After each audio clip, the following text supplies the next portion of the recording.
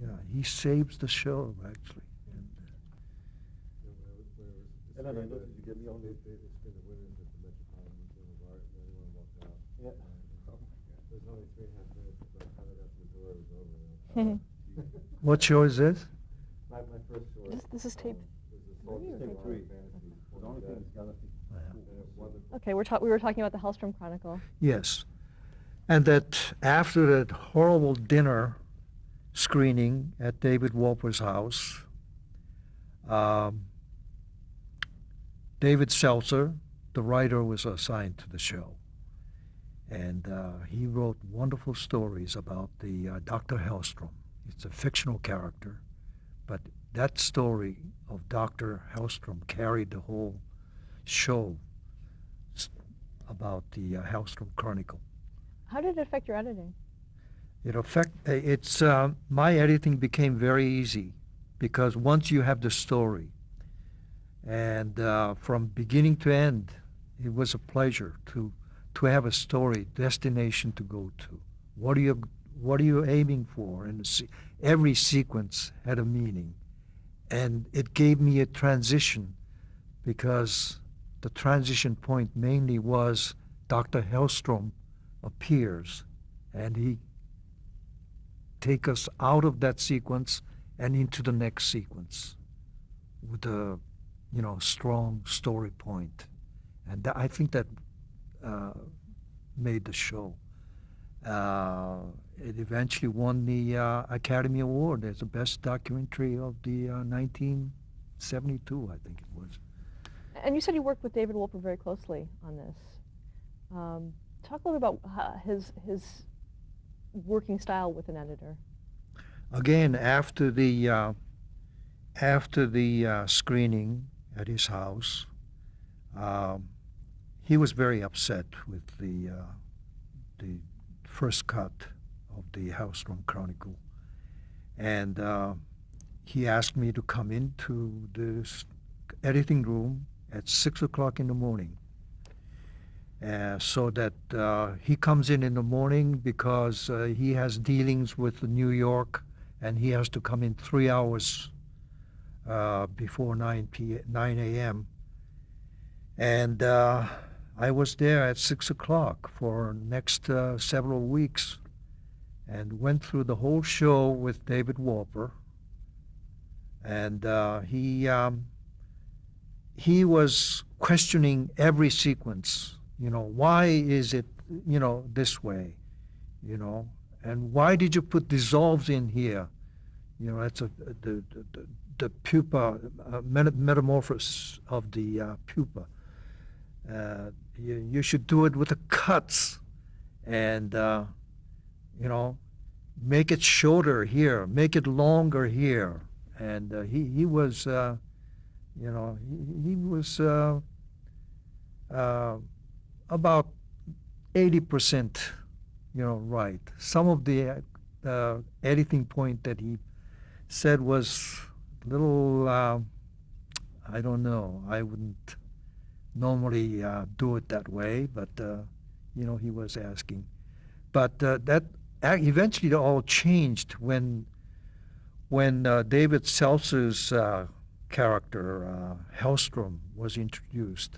The whole picture changed because, matter of fact, we were making changes up until the very last day. When they were already mixing the first reel, we were still cutting the reel 3, reel 4, and but it was exciting change. There were some last minute changes. We had the insect taking over the world. That sequence was at the very end. And we decided not to put it there because it was kind of depressing because we shot wonderful footage of all these insects crawling all over the abandoned freeways, under the freeways of Los Angeles, and in the valleys, there's nobody, no people. but insects crawling everywhere. Even insects are living in a puddle of acid. They were still living in there, and they have taken over the world. And that was the original ending. And we decided to, it was very depressing, and we decided to put that last sequence, we'll keep the same story, but move the majority of cuts to the beginning, and to recut the beginning so that it'll introduce the, just simply insect will outlive human beings, and that brief statement at the beginning. And we made the ending very more or less with the insects, but more symbolic way, that cockroach, the big close-up, extreme close-up of cockroach, moving across the sunset, and in the silhouette shots, and that's the end of the film. And those were the very last-minute changes, and everybody was very happy, because of that storyline that Hellstrom was carrying the whole film, So, and that was actually the Wolper spirit is, to have the story. Story is the important thing, What other examples of that do you have in your work? Well, I think, One second, John. Look up your nose. The camera's on. I'm sorry, what was the question? What other examples of the story really driving? No, I think that's the main, the Hellstrom Chronicle. That's the good example of the story, having the story, because it's my, from the time of UCLA on, I've learned the main thing is the story. To me, the story it's the muscle. The building the story is like a building a muscle that moves the audience. This is the muscle that moves the audience, and that's the concept that I approach with every film.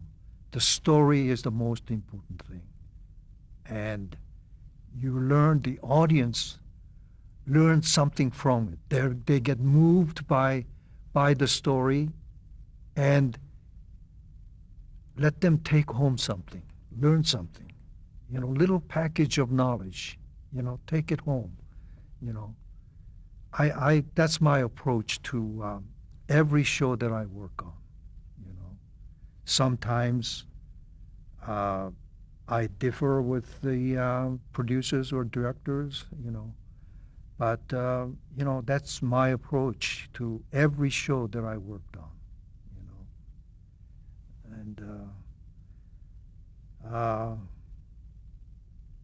time after time, it's the story. It's the important thing in film. Let's go back before Hellstrom Chronicles and talk about your long relationship with Jacques Cousteau.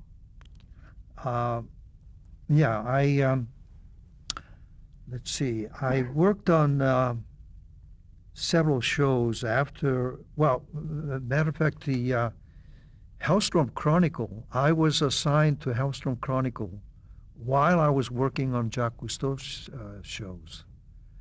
And I started on the Jacques Cousteau shows in 1967.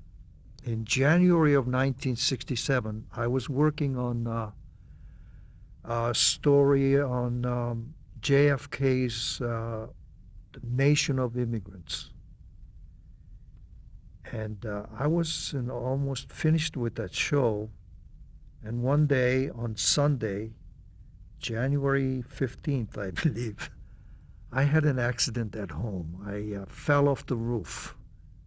January 15th, there was a rain in Los Angeles, and I went up to the roof to fix the leak, and I slipped, and I fell, and I broke my leg. And I was in the hospital for 3 months, and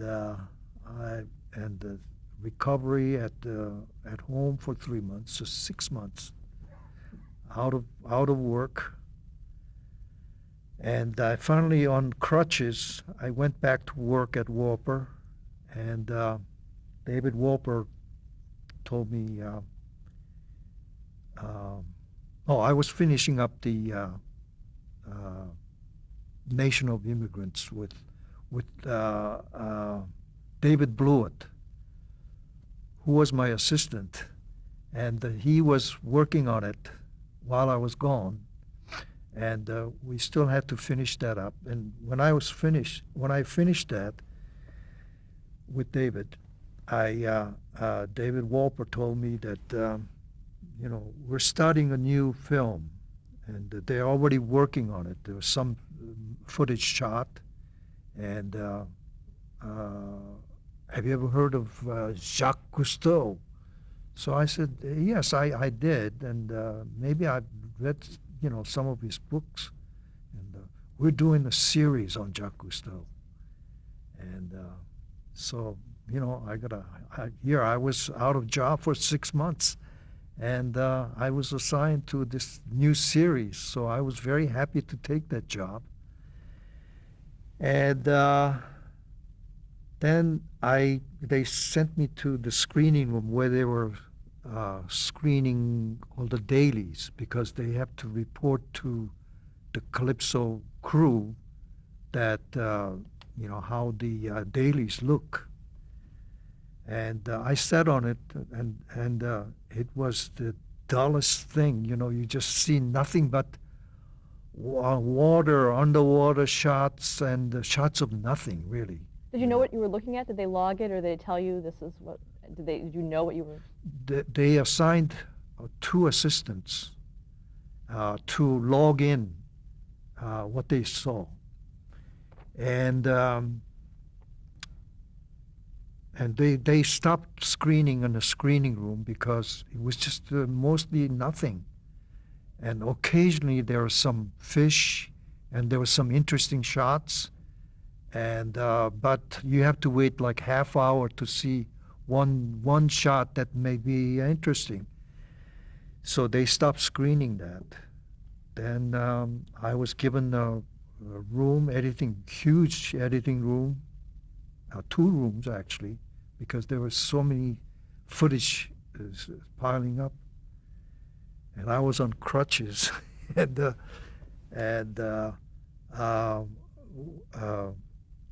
I looked at their log. They already logged in, probably about 100 pages of daily reports. And there was all kinds of descriptions of blackfish, gray fish, yellow fish. And there's an old man with a beanie cap on deck, and all kinds of descriptions. And it was a monumental job, just to handle those thousands and thousands of feet of footage.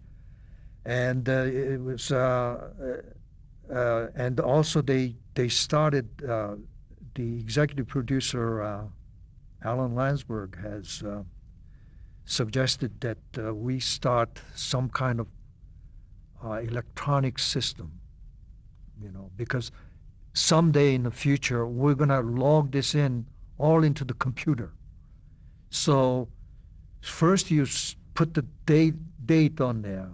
Okay, January 2nd is 1/2/67. Then where it was shot, on Calypso, or if it's underwater, put UW on it for underwater, and all these code names and numbers and it's second roll of the day, or it's the third roll of the day. You give the number, all because in the future we will put this in the computer, because in those days it's new, but we didn't have. So we started the computer system without the computer, and we became the computer, and so we logged in, and we cross-file one according to the in chronological order, and our other logbook would by categories. If it's fish, or if it's a ship, if it's underwater, all separately. And it was a monumental job of first separating all these materials and logging into some kind of order. And then there was a problem. We found out, a few months after we started, the assistants were having problem syncing the dailies. Nothing works. And what does that mean exactly? You synchronize the soundtrack with the picture. And some of them works, some doesn't work. And we eventually found out that they were shooting some material. Well, first of all, some material was mostly underwater, was shot in 35 millimeter. And the rest was shot in 16. And Jacques Cousteau insisted that from his previous experience with Silent World and World Without Sun, it was all shot in 35 millimeter. And especially the underwater, he insisted that it has to be shot in 35. So all underwater was 35, and above water was 16. So I had to have two different moviolas, and it's just not it's not going to work out. And I did that for at least a couple of months that way. And I told them, it's impossible. You have to, and so you have to do it one way or the other. Do everything in 35 or everything in 16. And being a television series, it has to be 16. And but there was a resistance from Jacques Cousteau. The quality is very important. Underwater quality. And it had, I think, the Wolper management have a very difficult time convincing him. Financially, it's just not feasible. To shoot everything in 35. And now the problem with reducing, whether you're going to reduce 35 to 16 or blow up 16 to 35, which is more economical. So that was the, problem number one. So then there's many other technical problems. First of all, we found out months later that they were shooting French standard of 25 frames per second, contrast to our system, 24 frames. So that became, that we found out too late. No wonder they couldn't sync up, because our sound department has transferred the sound assuming that is 24 frames per second. And there was thousands and thousands of footage of the sound rolls were transferred that way. That all has to be redone. And there were just many, and the sound was also a problem. There was 50 kilohertz or 60 kilohertz. There was all kinds of difference in European standard and our standards. So there were so many problems. And Jacques Cousteau comes in time to time when he's available. And we show him, and he wants to see all the dailies, and at first he was very, very upset, that certain shots were, they said they shot it and it's not there, you know. He took copious notes. That's one thing about Jacques Cousteau. He doesn't have much comment except, well, you have to, don't use that shot. The diver is not swimming right, because, I mean, he created the diving style, and he's very sensitive about, do not use the shot where divers are bending his knees, because for the best propulsion underwater, you have to keep your legs straight, and things like that. And the sound, you have to use the right sound, and this is not correct. And but he didn't have really much to say about the concept, because he discussed after making the copious notes, and he thinks about it, and he discusses with the producers and the directors and so forth, But my major problem was the organization of the whole material, And there was some other problems as to, for the audience, do they know who Jacques Cousteau is? So how are we going to present him as? Is he a scientist?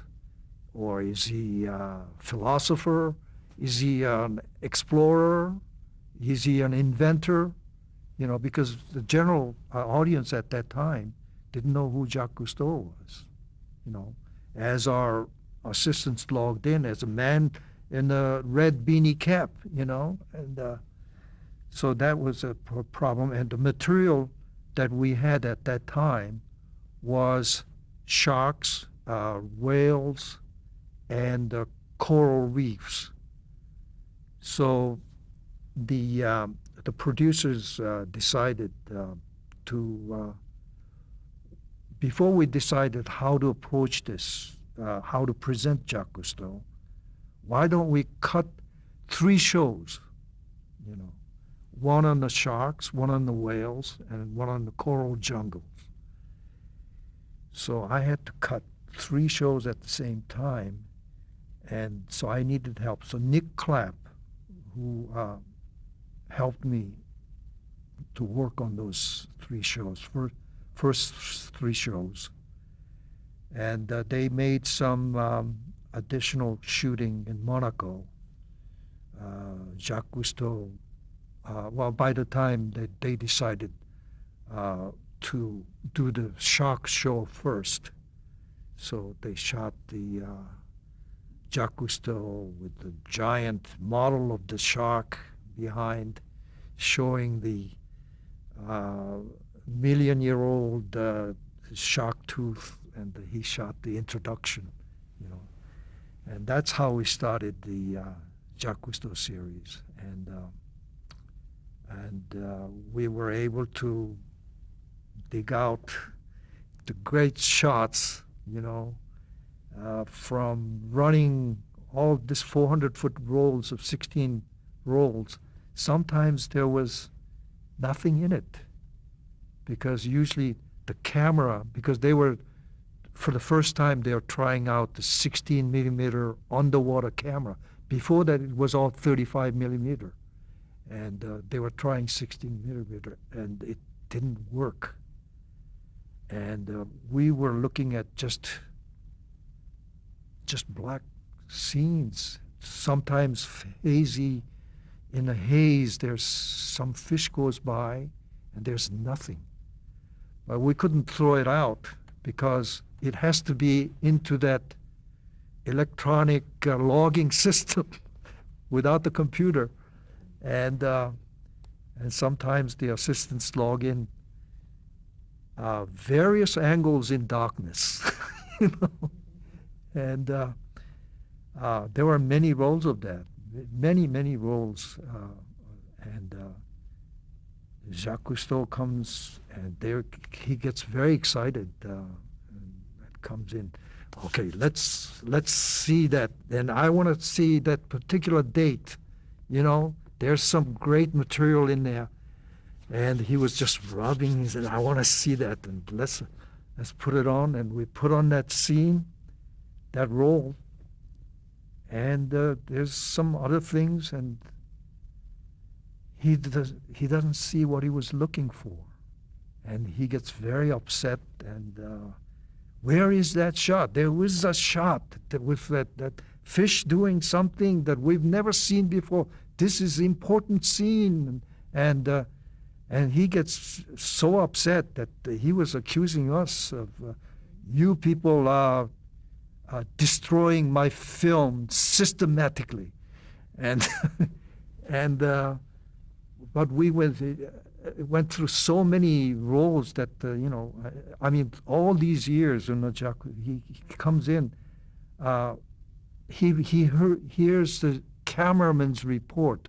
Oh, commandant, we shot something that I've never seen before, and you know, tell them all stories, and Cousteau gets very excited, and he comes, and every time he comes, and sometimes he sees it, and oh yeah, I shot that, you know, and he was very happy, and many times he was very disappointed, you know. There was a seal that makes noise, you know, under the ice, makes noise like harp. It's like a harp, but we never heard it, you know. And he was very disappointed. Again, you're destroying my film, you know, systematically. And so we went through all that, but, you know, but from those many thousands of reels and rolls, you know, there was some marvelous footage of underwater, sharks, whales, and things I've never seen before, and we were able to make shows, especially the early first 12 shows, maybe first 24 shows. You know, there was some wonderful material, and that satisfied Jacques Cousteau, and because his motto was il faut aller voir, you know, we go see it for ourselves and demystify. That's his theme, you know, demystify. You know, underwater in the old days, it was, you know, full of ghosts and, you know, stories of ghosts and stories of seamen, and, you know, it's not true. This is real underwater. And that was the theme. Well, you talked about story. Yeah. And how were you able to build a story out of it? That was, again, the problem, you know, and problems, you know, from the beginning that, you know, who is Jacques Cousteau? And, but the first idea was, it was producer, Wolper produces ideas that, you know, best thing to do is, Calypso has a logbook, you know.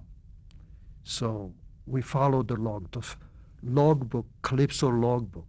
So in many of the first shows that you hear Rod Serling narrating, you know, on the Calypso logbook of Calypso, today, you know, we met so and so, you know, that's how I did how we built the story, by following the dates.